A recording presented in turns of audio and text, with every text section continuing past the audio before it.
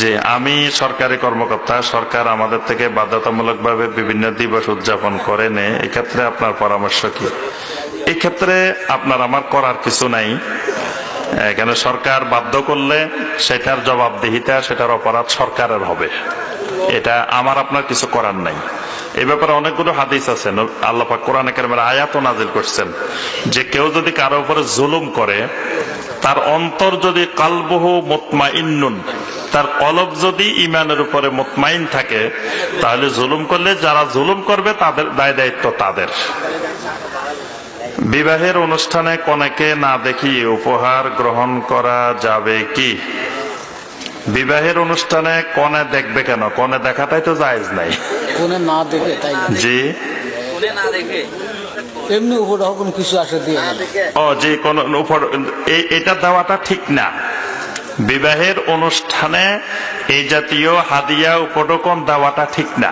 কারণ হলো কি, আপনি হয়তো 4 জন 5 জন 10 জনে দিতেছেন, তখন অন্যরাও মানে চক্ষু লজ্জায় হলেও অনেকে এটা দিতে বাধ্য হয় যে সবাই দিতেছে, উনি না দিলে কেমন দেখা যায়। একজনের কাছে হয়তো সামর্থ্য নাই, কিন্তু সেও দেখতেছে সবাই দিতেছে, তাদের কারণে সে বাধ্য হয়ে দিতে হচ্ছে। এজন্য সেখানে না দিয়ে আপনি পরবর্তীতে এক সময় গিয়ে তাকে দেখতে যান, বেড়াতে যান, গিয়ে তখন দিয়ে আসেন, আপনার সামর্থ্য আছে।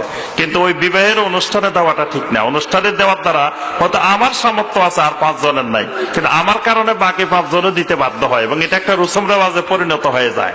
না দিলে মনে হয় যে তার কাছে অপরাধী, যে একটা বিয়ের অনুষ্ঠানে গেলাম, কিচ্ছু দিলাম না, সবাই দিতেছে, আমার কাছে কেমন। অনেকে চক্ষু লজ্জার ভয়ে এটা দিতে, অনেকে দাওয়াতে খায় না, অনেকে দিতে বাধ্য হয়। এই জন্য ওখানে না দিয়ে আমার যদি হাদিয়া দেওয়ার ইচ্ছা থাকে, তাহলে পরবর্তীতে আমি আরেকদিন বেড়াইতে যাব, যাই ওই দিন নিয়ে যাব যা নেওয়ার। ব্যাংক, এনজিও এরকম সুদভিত্তিক প্রতিষ্ঠানে চাকরি করা বৈধ কিনা এবং তাদের ইবাদত কবুল হবে কি? প্রথম কথা হলো, যেগুলো সুদভিত্তিক ব্যাংক, সুদভিত্তিক এনজিও, এগুলোতে চাকরি করা বৈধ না। তাদের ইবাদত কবুল হবে কি? ইবাদত কবুল করার মালিক আল্লাহ সুবহানাহু ওয়া তাআলা। এই জন্য ইবাদত কবুল হবে না ডাইরেক্ট এই কথা বলা যাবে না। নবী সাল্লাল্লাহু আলাইহি ওয়াসাল্লাম স্পষ্ট বলছেন, ইন্নাল্লাহা তাইয়্যিবুন লা ইয়াকবালু ইল্লা তাইয়্যিবা। আল্লাহ পাক পবিত্র, আল্লাহ পাক পবিত্র বক্ষণকারী ছাড়া অন্য কারো ইবাদত কবুল করেন না। তবে এখানে মুহাদ্দিসিনে কেরাম বলছেন যে ইবাদত কবুলের শর্ত এটাকে গণ্য করা যাবে না। এজন্য কোন কোন আহলুল ইলম ইবাদত কবুলের শর্ত হিসাবে এটাকে গণ্য করেন নাই। এজন্য ইবাদত কবুল হবে কি হবে না ওটা মূল বিষয় না, ওইটা আল্লাহ সুবহানাহু ওয়া তাআলা ঠিক করবেন। আবার কেউ হারাম ইনকাম করে, তাকে বলা যাবে না যে মিয়া আপনি কোনো ইবাদত করবেন না, কারণ আল্লাহ তো কবুলে করবে না। এজন্য তার ইবাদত বন্ধ করে দেওয়া যাবে না, ইবাদত সে করতে থাকবে, কবুল করা না করার মালিক আল্লাহ রাব্বুল আলামিন। তবে সে হারাম ইনকামটা ছেড়ে দিতে হবে। যাদের উপরে যাকাত ফরজ হয়েছে তারা যদি যাকাত প্রদান না করে, তাহলে তাদের সালাত ও দান কবুল হবে কি? যাকাত ফরজ হয়েছে, যাকাত না দিলে সে গুনাহগার হবে, কিন্তু তাই বলে সে দান করতে থাকলে তাকে বাধা দেওয়া যাবে না যে আপনি কোনো দান করবেন না, যাকাত দেন না, দান করেন কেন। কিন্তু সে যাকাত না দিলে সে গুনাহগার, এটার জন্য অবশ্যই সে আল্লাহর কাছে জবাবদিহি করতে হবে। অন্যায়ভাবে কোনো ব্যক্তি যদি কাউকে বদদোয়া দেয়, সেটা কি উক্ত ব্যক্তির উপর কোনো প্রভাব পড়তে পারে? না, সেটা ওই ব্যক্তির উপরে কোনো প্রভাব পড়বে না। নবী সাল্লাল্লাহু আলাইহি ওয়াসাল্লামকে কত কাফেরেরা বদদোয়া দিছে। তো এই জন্য কোন ব্যক্তি ইনসাফের উপরে থাকলেও অনেক সময় মানুষ বদদোয়া দেয়। যেমন আপনি একটা বিচার সালিশ করছেন, আপনি ন্যায় বিচারটা করছেন, আর ন্যায় বিচার করলে একজনের না একজনের তো অসন্তুষ্ট হয়েছে, যে অসন্তুষ্ট হয়েছে সে তো বদদোয়া দিতেই পারে, দিলে কোনো কাজ হবে না যদি অন্যায়ভাবে দেয়। আমি প্রতিদিন কোরআন তেলাওয়াত করি, কিন্তু অর্থ না বুঝে পরকালে কোরআনকে আমার পক্ষে শাফাআত করবে, যে অবশ্যই শাফাআত করবে। কোরআন তেলাওয়াত করার জন্য অর্থ বুঝে তেলাওয়াত করা শর্ত না। কোরআন তেলাওয়াত অর্থ না বুঝে তেলাওয়াত করলেও আল্লাহ পাক সওয়াব দিবেন। তবে উত্তম হলো অর্থ বোঝার চেষ্টা করা, তাহলে কোরআনটা বুঝলাম, জানলাম। কিন্তু কোরআন না বুঝে তেলাওয়াত করলেও আল্লাহ পাক সওয়াব দিবেন। দাড়ি রাখা কি ওয়াজিব নাকি ফরজ? দাড়ি রাখার পর সেটা ছোট করা বা কাটা যাবে কি? দাড়ি রাখা ওয়াজিব ফরজ দুইটাই ঠিক আছে। এটা আহলুল ইলমদের পরিভাষা, কেউ ওয়াজিব পরিভাষা ব্যবহার করছেন, কেউ ফরজ পরিভাষা ব্যবহার করছেন, কিন্তু দুইটাই তরক করলে কবিরা গুনাহ। ওয়াজিব তরক করলেও কবিরা গুনাহ, ফরজ তরক করলেও কবিরা গুনাহ হয়। আর দাড়ি রাখার পর সেটা ছোট করা বা কাটা যাবে কি, এটা নিয়ে আহলুল ইলমদের একতলাফ আছে। কারো কারো মতে এক মুষ্টির পরে কাটা যাবে, আর অনেক জমহুর আলেমদের মত হলো যে কাটাই যাবে না, এটা যতদূর লম্বা হয়। কারণ নবী সাল্লাল্লাহু আলাইহি ওয়াসাল্লাম বলছেন যে ওয়াফিরুল লিহা, তোমরা দাড়িকে ছেড়ে দাও, তাওফির করো। তাওফির মানে একেবারে ছেড়ে দেওয়া, না কাটা। এই জন্য সবচেয়ে উত্তম হলো দাড়ি একেবারে ছেড়ে দেওয়া, এটা না কাটা। তবে কোন কোন আহলুল ইলম যেহেতু বলছেন এক মুষ্টির পরেও কাটা যেতে পারে, অনুমোদন আছে এবং কিছু কিছু হাদিস দ্বারা দলিল পেশ করা হয়েছে। এই জন্য কোন ব্যক্তি যদি এক মুষ্টিও রাখে তাহলে সে ওয়াজিব তরক করেছে বা ফরজ তরক করেছে বলা যাবে না। আচ্ছা, আমি ইবাদত করি কিন্তু আমার স্ত্রী বেপর্দা হয়ে চলে, আমার ছেলেকে দাওয়াত দেওয়ার পরও নামাজ থেকে গাফেল, এসবের জন্য কি আমাকে জাহান্নামে যেতে হবে? এই ক্ষেত্রে হলো আপনি দায়ুস, যে আমি আবাদত করি, আপনি আবাদত করেন, আবাদত করেও দায়ুস। আর নবী সাল্লাল্লাহু আলাইহি ওয়াসাল্লাম বলছেন লা ইয়াদখুলুল জান্নাতা দায়ুসা, দায়ুস জান্নাতে যাবে না। তো এটা জান্নাতে যাবে না মানে তার অর্থ এই নয় যে আপনি নিরাশ হয়ে বসে থাকবেন। আপনি স্ত্রী বেপর্দা চলে, স্ত্রী পর্দাশীল বানাবেন, চেষ্টা করতে হবে। একান্ত না পারলে বিবাহ বিচ্ছেদ করবেন, তাও আপনি দায়ুস থাকবেন কেন? আপনি দায়ুস না থেকে দায়ুস থেকে মুমিন হয়ে যাবেন। এই জন্য স্ত্রী যদি দিন না মানে, তো যে দিন মানে না তার সাথে তো কোনো মুমিনের বিবাহিক সম্পর্কই থাকে না। আর ছেলে নামাজ পড়ে না, ছেলে যে সময় নামাজ শিখানো দরকার ছিল সে সময় শিখান নাই। 7 বছর বয়স থেকে নামাজের নির্দেশ দেন নাই, 10 বছর বয়সে পড়েন না, তখন নিজেও পড়েন নাই, কি পড়াইবেন? তখন তো আপনিও পড়েন নাই। দেখা যায় অধিকাংশ ক্ষেত্রে এইরকম। পরে যে সময় বুঝে আসছে ছেলে তো সে সময় বড় হয়ে গেছে, এখন ছেলে আর শুনে না। তো এই ক্ষেত্রে আপনি ছেলেকে দাওয়াত দিবেন, তবে চেষ্টা করবেন আপনি সারা জীবন মানে চেষ্টা করে যাবেন ছেলেকে নামাজি বানানোর জন্য, সর্বোচ্চ প্রচেষ্টা চালাতে হবে। যদি কেউ অবৈধভাবে ঘুষ দিয়ে চাকরি গ্রহণ করে এবং উপার্জিত অর্থ থেকে ইবাদত করে, তাহলে কি তার কোনো ইবাদত? আর দিয়েন না, প্রশ্ন শেষ। প্রশ্ন তো সারা রাত দিলেও শেষ হবে না।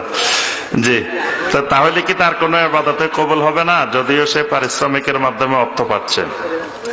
যে ঘুষ দিয়ে যে চাকরি গ্রহণ করা হয়, অবশ্যই সেটার মাধ্যমে আরেকজনের প্রতি জুলুম করা হয়। মানে বৈধভাবে যে চাকরিটা পাওয়ার কথা ছিল, আমি ঘুষ দিয়ে তাকে না দিয়ে আমি নিয়ে নিলাম। ঘুষটা তো এই জন্য দেওয়া হয় যে যাতে যে বৈধ পাওয়ার কথা সে পাইল না, আমাকে দেওয়া হলো, তাহলে এই চাকরি তার জন্য বৈধ না। বৈধ ভাবেই চাকরি হচ্ছে না, তখন ঘুষ দেওয়া যাবে কিনা? হ্যাঁ, জি, উপযুক্ত, কিন্তু আমার নেওয়া হচ্ছে না টাকার বিনিময়ে। জি জি, এই ক্ষেত্রে ওলামায়ে কেরামের ফতোয়া হলো যে আমি কারো প্রতি জুলুম করতেছি না, মানে কারো হক নষ্ট হচ্ছে না। সব লিখিত পরীক্ষা, মৌখিক পরীক্ষা আমি 1 নম্বরে, আমার চাকরি হওয়ার কথা। কিন্তু কিছু কুকুর সামনে দাঁড়ায় রয়েছে, যে কুকুর বলতেছে আমাকে কিছু হাড্ডি দিতে হবে, না হবে না তোমার।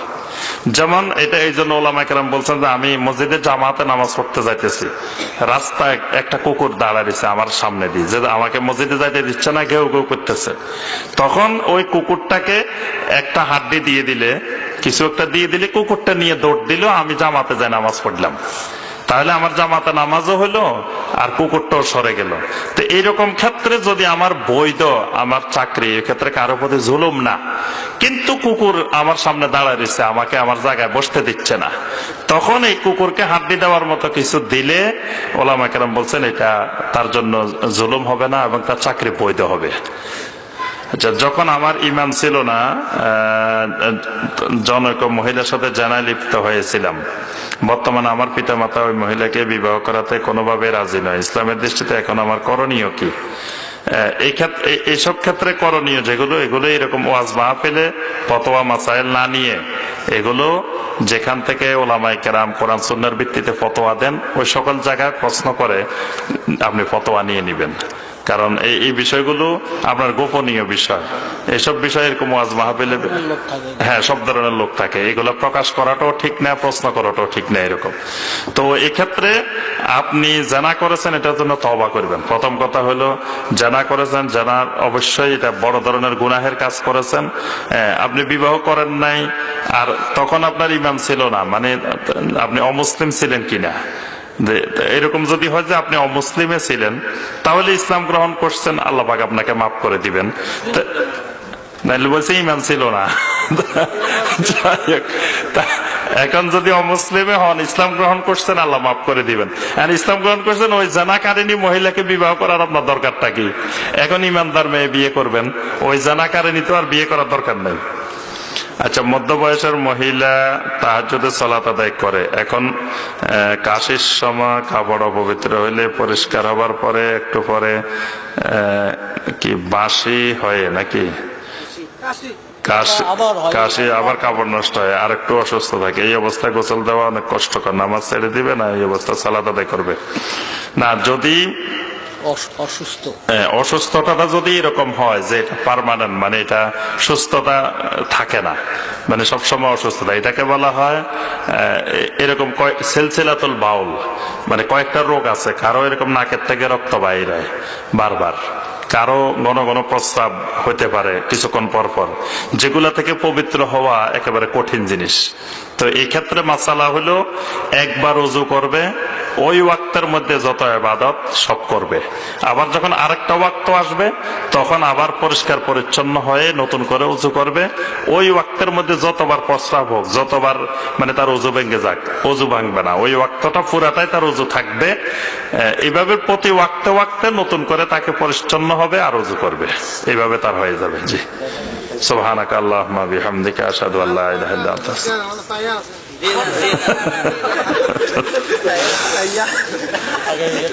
ঘুষ দিয়ে যদি চাকরি নেওয়া হয়, যদিও কাজগুলো হালাল, তাহলে সে চাকরি জায়েজ কিনা? এটা তো আমরা আলোচনা করছি যে ঘুষ দিয়ে চাকরি নেওয়ার ব্যাপারে রাসূলের সুন্নাহ মোতাবেক আপনি 2 রাকাত নফল নামাজ পদ্ধতি সহ দেখাইবেন।